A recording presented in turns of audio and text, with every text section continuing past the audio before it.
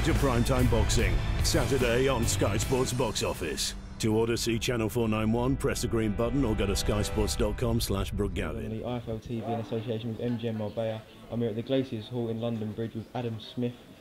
Adam, it's the final press conference today for Royal Britannia, a great show for Sky. How can you see the KELL BROOK FRANKIE GAVIN show fight going? I think it's a fantastic card, first of all. I think, from 5 o'clock on, you're going to get absolutely tremendous, battles. I think we're going to be filled with action, knockouts, maybe the one or two upsets. Who knows who's going to become a world champion and who's going to retain their title. As far as KELL BROOK and FRANKIE GAVIN go, wonderful seeing Kell back in Sheffield after what happened to him with the terrible incident with his leg. Great to see him firing again against Jojo down his mandatory. And more pleased than that was the fact that he got back in the gym straight away and that he wanted to defend his title quickly. I think it's an amazing opportunity for FRANKIE GAVIN. FRANKIE has shown so much ability through the years since he laced the gloves on. But I think he'd be the first to tell you honestly that his professional career has not been quite what it should have been. I think he's had 10 weeks to get really fit. Is that long enough? I don't know, but I tell you what, he's got no pressure on his shoulders. He looks terrific, and he'll give it a right old go Saturday night. And I think Frankie will come out with real credit, and I hope he does, because I think he can become a world champion. I'm just not sure whether it will be on this Saturday. Eddie Hearn did say that he got offered the Bradley fight before the KELL BROOK fight. Do you think he should have took that? I don't know. I mean, listen, boxing's very difficult.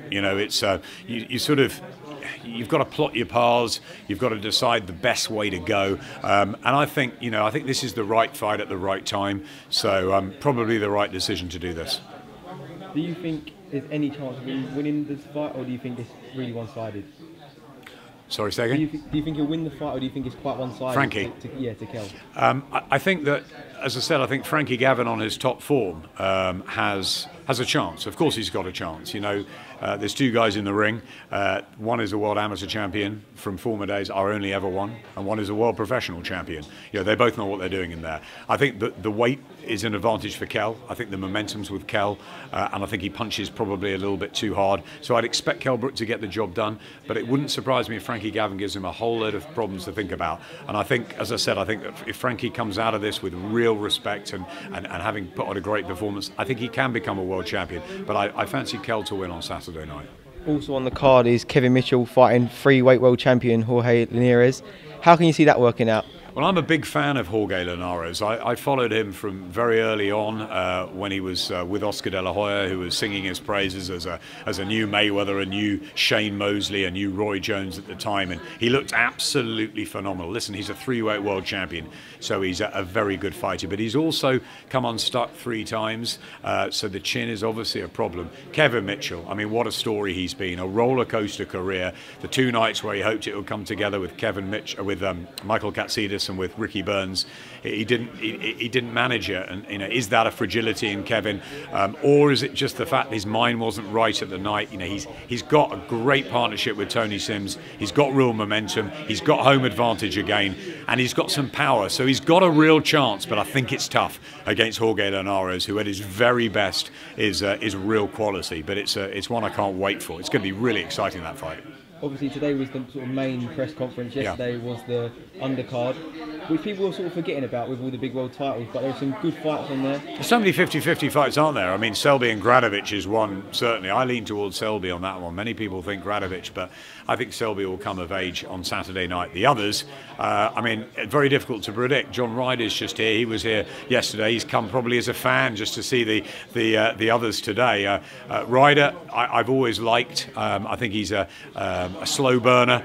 He's got his stage and he needs to take advantage of it. But Nick Blackwell, great story he is. Got every chance with his come forward pressure. Real 50-50 that one. I like John Wayne Hibbert against Dave Ryan in their rematch. I think that could go either way. And as for Scotty Cardle and Gavin Evans, I mean, you saw them in the needle at the press conference yesterday. Let's get that on. So no, it's terrific. I know not everyone's going to be able to get there for 5 o'clock. People are saying to me, what time should we get down there? What time should we watch? If you're watching at home, watch from 5 o'clock. If you want to get down there and see the best fights, they could be early. 5 o'clock is early, but enjoy every bit of it, because I think this is one of the best cards I've seen in many years. Do you think that's sort of what's bigging up British boxing at the moment? Obviously, you've got your Mayweather Pacquiao, which was quite a big show. But it was a one-fight show. It didn't need anything else. Do you think shows like this with more than one big fight is what Britain needs? Mayweather Pacquiao just was the only thing that was of any interest to anybody, wasn't it, for weeks?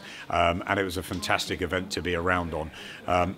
This is just a fight fan's dream, isn't it? You know, where you've got 7 title fights. Nathan Cleverley's on the bill as well, and young Lucian Reid too. I think it's a terrific night for British boxing, and I'd like to see many more of these as we go forward. It depends obviously on how the promoters work together. Eddie spoke at the press conference of working closely with Top Rank and Golden Boy and Frank Warren. I know Richard Maynard was here yesterday, which was good to see because he's got guys on the card, and I think that that's really important for boxing. I've always said it, if promoters can work together. It's tough to do, but it's great when it happens and you get the best fights.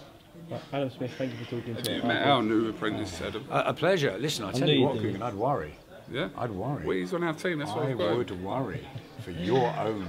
Listen, until he's sitting on the ringside bench, I don't think we've got anything to worry about, but how are his questions? Very good, and good to see him. And good to see